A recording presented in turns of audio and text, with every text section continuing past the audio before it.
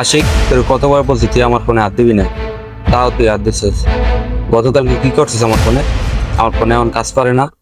আরে আব্বা, একটা গেম নামাইছিলাম, Free Fire Lite. Game game?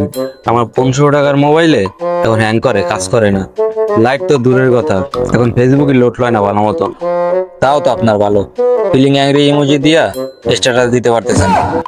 আবার কথা, আমার ফোন আর একবার ধরলে আমি কিন্তু সত্যি।